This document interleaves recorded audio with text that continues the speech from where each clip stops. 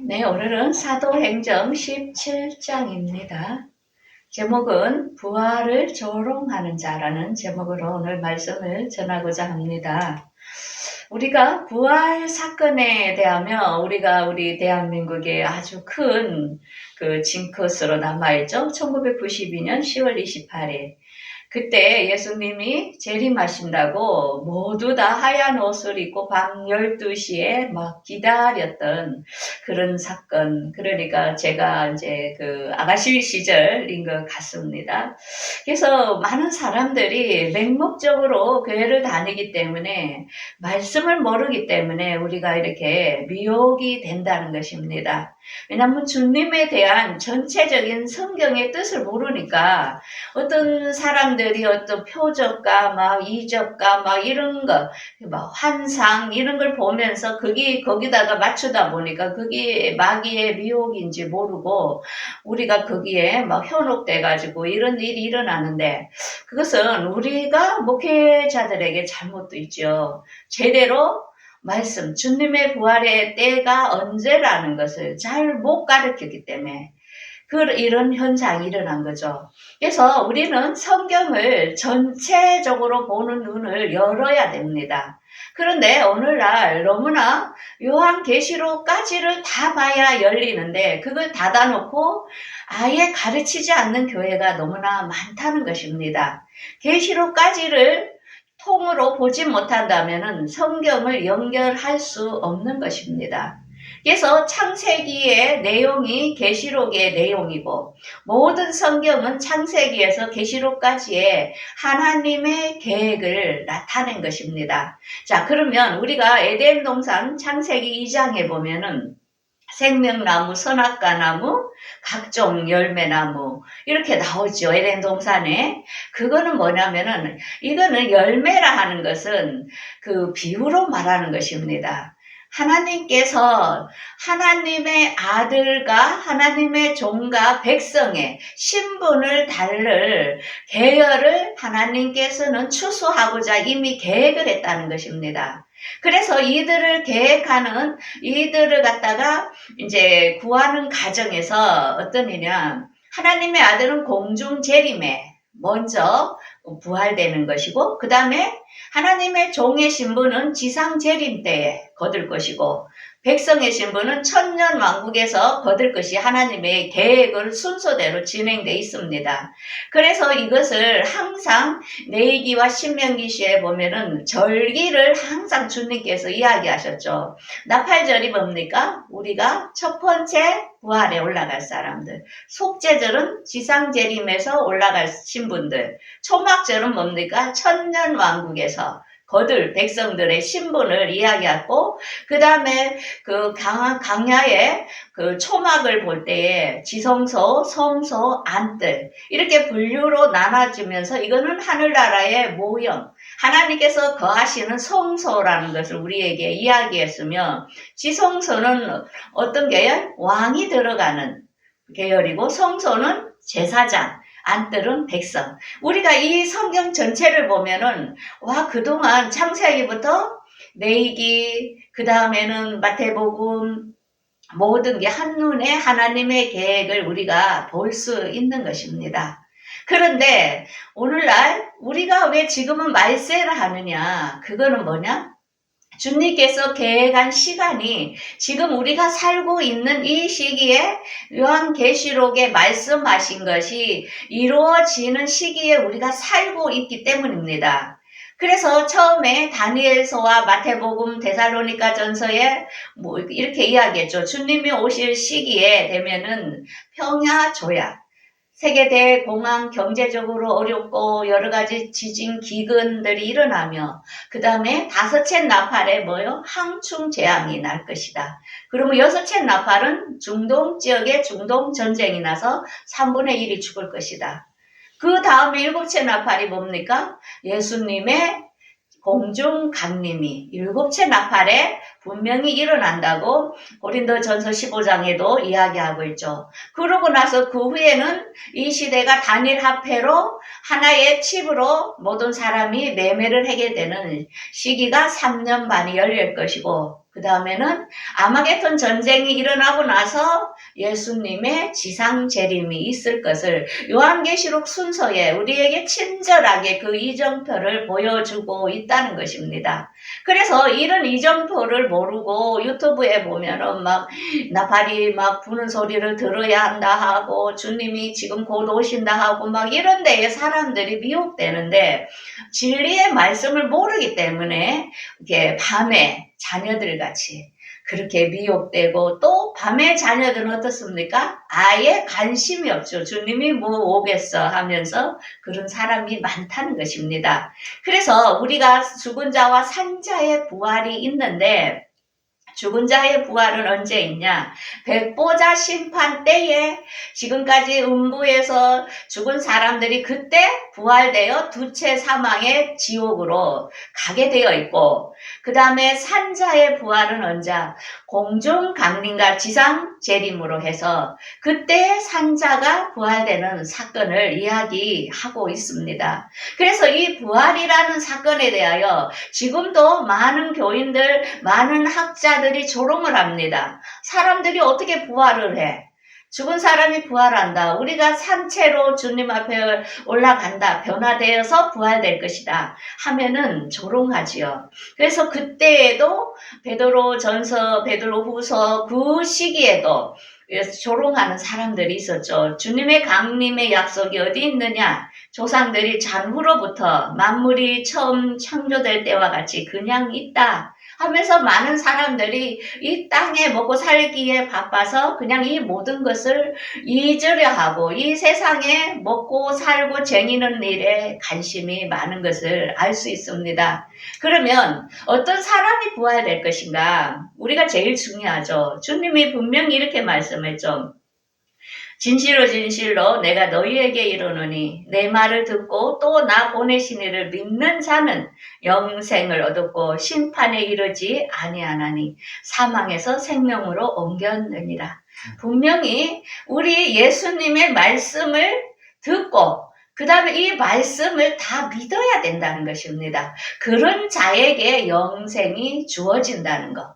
그런 자는 앞으로 백보자 심판의 계열의 심판을 받지 않는다는 것입니다. 우리가 뭐 심판을 받는다고 두려워 사는 사람이 많은데 우리가 예수 그리스도를 믿는 자는 그 백보자 심판에서 제외된다는 것입니다. 왜? 우리가 사망의 몸에서 예수 그리스도를 믿음으로 생명으로 옮겨졌다는 사실을 우리는 분명히 깨달아야 됩니다. 그래서 오늘 본문의 말씀을 들어가기에 앞서 사도 바울이 2차 전도 여행 때에 일어난 사건입니다. 그래서 화면을 보면은 그 유럽 쪽에 보면은 빌립보, 데살로니가, 베레아, 아덴, 고린도 이렇게 나오죠. 그래서 이제 사도 바울이 오늘 베레아라든지 아덴에서 지금 복음을 전하다가 당하는 사건이 오늘 일어나고 있습니다. 그래서 사도 바울은 항상 무엇을 전도했느냐, 무엇을 외쳤느냐, 예수 그리스도가 십자가에서 죽으셨다.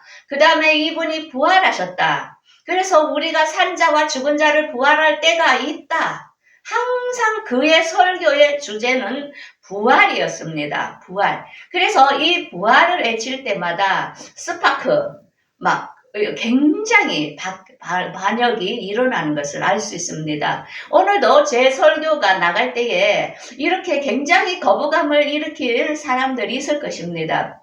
그래서 어제 제가 오늘 이 부활의 설교를 전해야 되는데 이 마귀의 정말 공격이 많지 않을까 굉장히 염려를 했는데 역시 제가 아침에 허리를 갑자기 아파가지고 오늘 설교를 못 할 뻔했습니다. 그래서 굉장히 이 마귀의 공격이 왜 이 부활을 외칠 때는 마귀는 엄청나게 우리에게 공격을 가한다는 사실 왜 이 말씀을 듣지 못하게 방해한다는 것입니다. 그래서 여러분들 이 부활의 말씀을 들을 때 여러분들 성령님의 도우심을 이렇게 구하십시오. 또한 저를 위해서도 여러분들 마음속으로 기도해 주십시오. 왜? 이 부활을 마귀는 굉장히 듣지 못하게 방해를 한다는 것입니다. 그래서 제가 정말 오늘 설교를 정말 죽는 한은 있어도 이제요 서지를 못할 정도로 아팠는데 그래도 이렇게 믿음으로 일어서서 전하니까 하나님께서 정말 이 시험을 이길 수 있는 힘을 주셔서 이 시간 제가 최선을 다해 오늘 말씀을 전해보겠습니다. 예, 오늘 본문 1절에 보면 바울이 암비볼리아와 아볼리아게로 다녀가 데살로니가에 이르니 그게 유대인의 해당이 있는지라. 바울이 자기의 관계대로 그들에게 들어가서 새 안식일에 성경을 가지고 강론하며 뜻을 풀어 그리스도가 해를 받고 죽은 자 가운데서 다시 살아나야 할 것을 증언하고 이르되 내가 너희에게 전하는 이 예수가 곧 그리스도라 하니.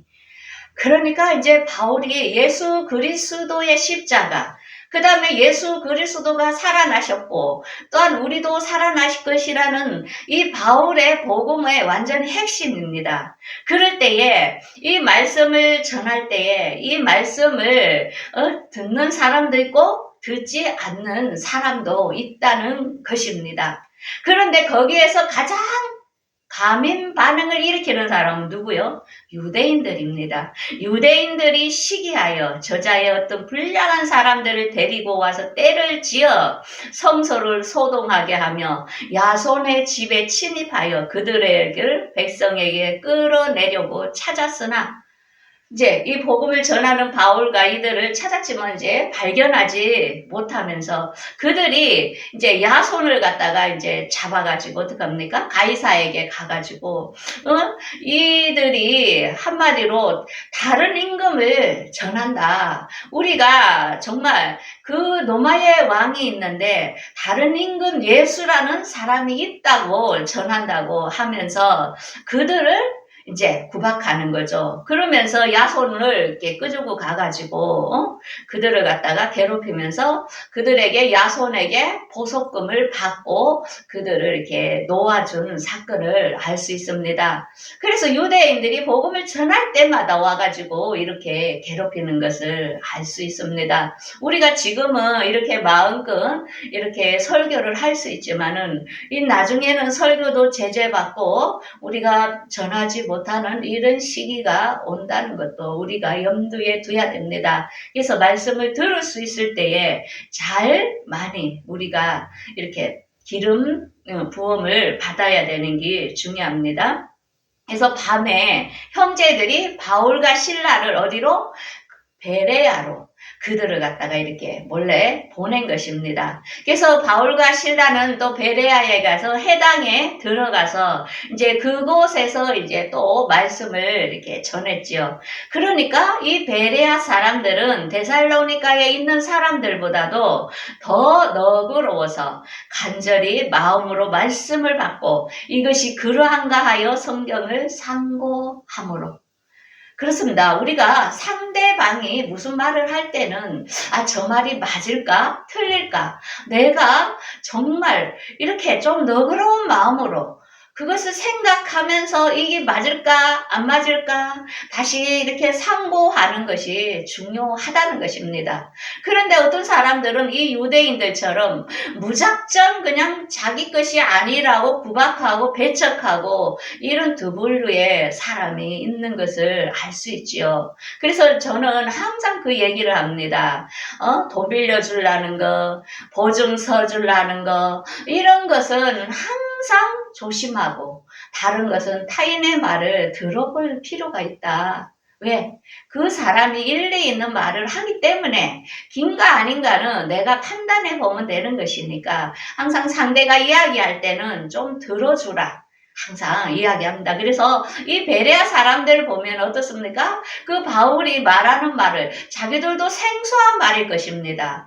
그런데 그들도 그런가 하여 이들이 상고하는 것을 알 수 있습니다. 그런데 그 중에는 어떤 사람? 믿는 사람이 많고 헬라의 기부인과 남자가 적지 않으나 그쪽에서 복음을 전하니까 또 예수 그리스도를 믿는 열매가 나타나는 것입니다. 그래서 우리가 제일 중요한 것은 예수를 믿게 하는 것은 뭡니까? 하나님의 말씀을 전해보면은 이 말씀이 끌려 들어오는 사람이 있습니다. 그들은 누구? 하나님께서 택한 자라는 것입니다. 그런데 말씀을 배쳐가는 사람, 예수 그리스도를 배쳐가는 사람은 택하지 않은 자라는 것입니다. 그래서 우리가 택하지 않은 사람이 구박하고 안 들으라 할 때는 그것을 그냥 떠나면 됩니다. 왜? 우리는 전해주기만 하면 되는 것입니다. 거부한 것은 그들에게 책임이 있다는 것을 우리가 알 수 있습니다. 그래서 이제 바울이 베레아에서 어디로 가냐면은 아덴으로 다시 이렇게 옮기게 됩니다. 그래서 지금 아덴 하면은 우리가 지도를 한번 보십시오. 베레아에서 아덴 쪽으로 내려오지요. 그러고 나서 고린도는 그 옆으로 있지요. 그래서 지금은 이렇게 아덴에서 지금 바울이 복음을 전하는 것입니다. 근데 이 아덴에는 우상이 이렇게 가득 찹니다. 그래서 이 우상도 가득 차고 이 아덴에는 철학자들도 많습니다. 그래서 바울은 굉장히 공부를 많이 한 사람이라 이들 공부를 많이 한 이런 철학자들하고 이 말씀을 변론하면은 참 좋겠다. 이들이 지식인들이기 때문에 바울도 지식인이기 때문에 서로가 말을 하면 서로 통하지 않겠나 하면서 이제 그들과 변론을 이렇게 하는 것입니다. 그런데 이제 바울이 뭘 전합니까? 예수와 부활을 전하게니까. 그들이 정말 이제 여기서 이제 거부 반응 일으키는 거죠. 예수와 부활. 정말 말도 안 되는 소리를 한다는 것입니다. 오늘날 마찬가지입니다. 많은 신학자들 중에서도 이 부활을 믿지 않는 사람이 많다는 것입니다. 왜? 어떻게 사람이 부활을 해? 그리고 철학을 하는 사람들은 어떻습니까? 인본주의죠. 그들은 더 공부도 많이 하고 지식인 것 같지만은 이 하나님께서 깨우치지 않으면 절대로 부활은 믿을 수 없다는 것입니다. 이곳에서 바울과 이 아덴 사람들과의 마찰이 일어나는 것입니다. 그런데 여기서 보면은 그가 이제 어디로 가냐면은 바울이 아레 바오고에 이제 가서 이제 그곳으로 이동을 해서 이제 또한 말씀을 전하는데 그들에게 이 아덴은 굉장히 종교심이 이렇게 많은 지역이었습니다. 근데 그곳에 가니까 본문 23절에 보니까 그들이 알지 못하는 신에게라는 것이 이렇게 있는 것을 봤습니다. 그래서 바울이 당신들이 알지 못하는 신에게 하면서 우상을 섬기는 그걸 보면서 내가 그 신에 대하여 이야기를 이제 하겠다 하면서 24절에 이야기를 합니다.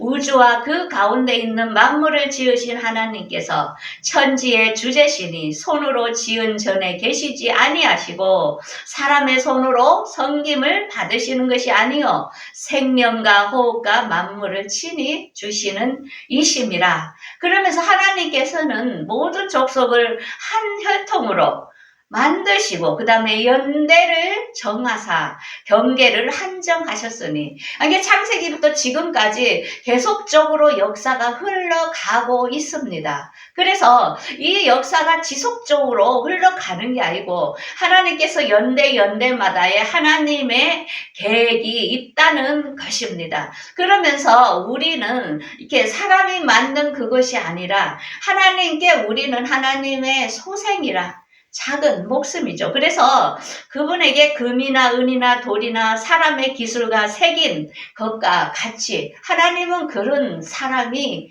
아니라는 것입니다. 그러면서 지금까지는 너희가 알지 못했지만은 이제는 우리가 회개해서 이제는 하나님께서는 심판날을 작정하셨으니까 그 심판날은 죽은 자와 산 자를 심판하실 그 시간이 있다는 것입니다. 그러면서 여러분들 회개하십시오. 그러면서 예수 그리스도께서 살아나신 것 같이 우리도 죽은 자 가운데서 부활하실 것입니다 하면서 외치니까 그들이 어떻습니까? 조롱하는 거죠.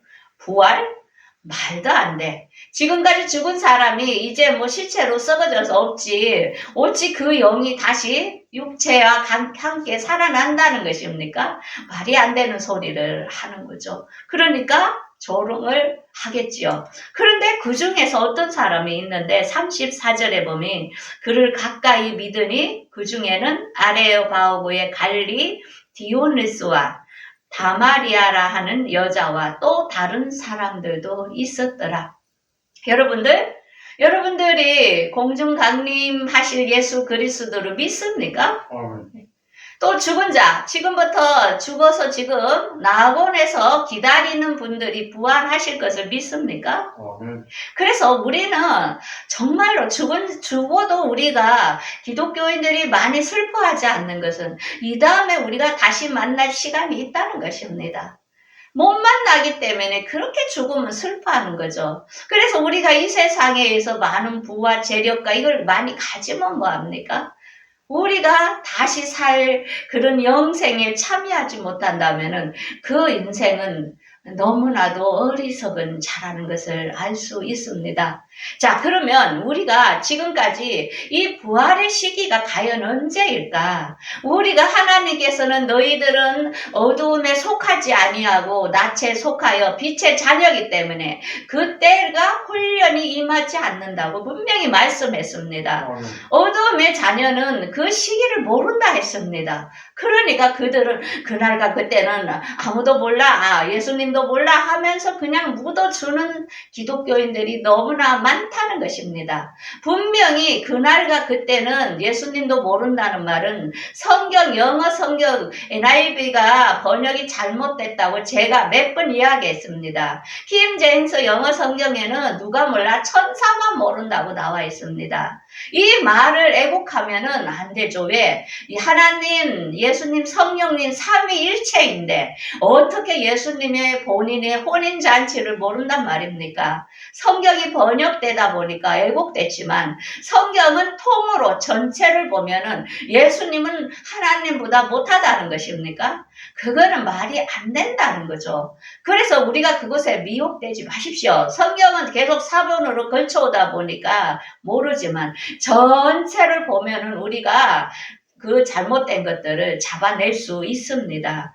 그래서 분명히 사도 바울도 우리하고 2000년이나 되는 시간차가 나는 시기에 살았던 사람이지만은 그가 성령으로 감동을 받으면서 그가 어떻게 이야기했습니까? 내가 비밀이랍니다. 이 부활이 비밀을 말하노니 우리가 다 잠잘 것이 아니요 마지막 나팔에 훈련이 변화되리니. 마지막 나팔이 언제입니까? 요한계시록에 7째 나팔이 열릴 때, 그때 우리가 낙원에 있는 분과 우리가 변화되어 공중에서 예수님을 맞이하게 되는 시간, 그게 언제? 중동전쟁 있고 난 다음입니다. 그래서 지금 시대에 돌아가는 걸 잘 보십시오. 이스라엘의 중동 지역에 언제 이 전쟁이 일어날 것인가? 그때를 보고 우리가 깨어나야 된다는 것입니다. 그때에 나팔 소리가 나며 죽은 자들이 썩지 아니할 것으로 다시 살아나고 우리도 변화되리니. 분명히 이렇게 말씀하고 있습니다. 그래서 다시 한번 강조합니다. 이제 평야 조약은 많이 지금 맺었지요. 이스라엘과 아랍에미리트라든지 이런 데는 맺을 수가 없습니다. 그들은 원수지간인 그런 나라들이었습니다. 그런데 이스라엘과 자꾸 평야 조약을 맺으면서 어떻습니까? 중동 지역이 하합하는 것 같이 보이지요. 그런데 나중에 그쪽에서 전쟁이 난다는 것입니다. 그래서 우리가 세계 돌아가는 현상을 잘 보셔야 됩니다. 그 다음에 우리에게 지금 뭐가 돌아오고 있습니까? 항충 재앙이 오고 있습니다. 5달 동안에 항충 재앙, 하나님의 입맞지 않은 사람들에게 이거는 해당이 된다는 것입니다. 그때에 어떻게 가라지어 알고 딱 갈라지는 현상을 우리가 목격하게 될 것입니다. 그러고 나서 그 뒤에 전쟁이 있죠. 그래서 이 시간대를 요한계시록을 읽으면서 요한계시록 9장을 달달달달 읽어보십시오. 그러면은 제가 설교한 내용이 이게 이 말이구나 하는 것을 여러분들이 알게 될 것이고, 그러고 나서 12장에 예수님의 공중 강림, 남자가 들어 올라가고 13장의 요한계시록 표를 받습니다. 짐승의 정부, 세계 단일 정부가 나와서 나중에 화폐를 단일 화폐로 쓰면서 손에 오른손이나 이마에 칩을 넣지 않으면 그 화폐를 사용할 수 없는 시기가 지금 다가오고 있다는 것입니다. 그래서 세상 돌아가는 현상을 여러분들이 잘 목격하시기 바랍니다. 그래서 그때에 주께서 호령과 천사장의 소리와 하나님의 나팔 소리로 하늘로부터 강림하시리니 죽은 자들이 먼저 낙원에 있는 우리 조상들이 먼저 부활되고 우리도 변화되어 끌어올려 주님을 맞이하여 혼인잔치에 들어가게 되는 것입니다. 이것이 첫 번째의 첫째 부활이고 그 다음에 지상 재림에 부활할 신분이 따로 있습니다. 두 번의 역사가 있습니다. 주님께서 추수하는 시기가 두 번이라는 것입니다. 이때는 속죄절에 해당됩니다. 속죄절은 나팔절은 7월 1일이고 속죄절은 7월 10일, 초막절은 7월 15일. 우리가 절기가 너무 중요합니다. 우리가 사순절, 부활절, 성탄절 이게 중요한 게 아닙니다. 우리는 처음부터 카톨릭은 우리하고 틀립니다. 완전히 이교도입니다. 우리가 거기서 개신교가 나오다 보니까 잘못된 것들을 그대로 가져오다 보니까 지금 어떻습니까?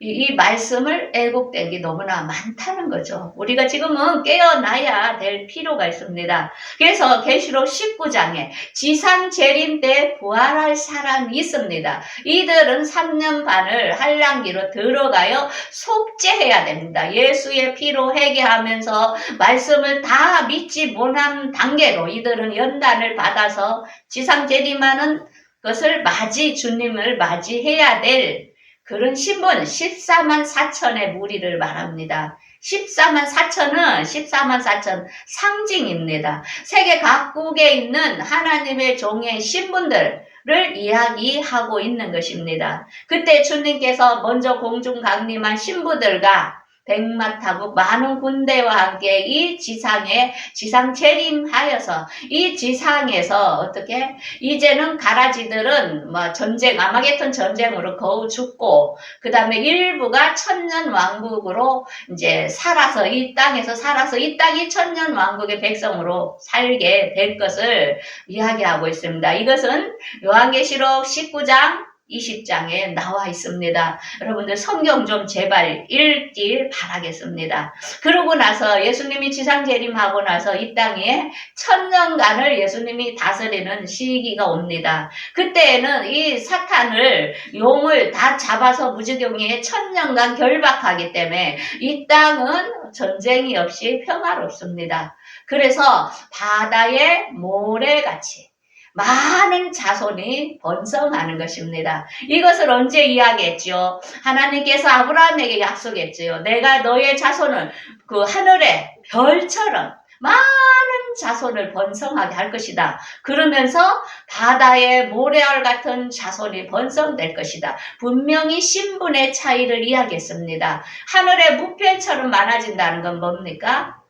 공중 강림과 지상 재림의 거들 그 자손을 이야기하고 바다의 무별은 뭡니까? 신분이 틀립니다. 천년왕국에 사는 사람들은 백성으로서 아이 낳고 사는 신분을 말하는데 이들은 새 예루살렘의 백성으로 들어갈 신분이기 때문에 지금 살고 있는 우리보다 못한 신분이 된다는 것입니다. 그래서 우리가 지상재림 때 살아남아서 천년왕국에 들어갔다고 좋아할 필요는 없습니다. 왜? 첫째 부활에 들어갈 두 무리, 공중강림과 지상재림의 두 무리는 천년왕국에서 왕과 제사장으로 이들을 다스리는 신분이라는 것입니다. 그래서 여러분들 왕과 제사장의 신분을 가지게 되는데 성경을 몰라가 되겠습니까? 어떻게 예수님과 교제를 하겠습니까? 그래서 지금 시간이 있을 때 말씀을 많이 담으십시오. 왜?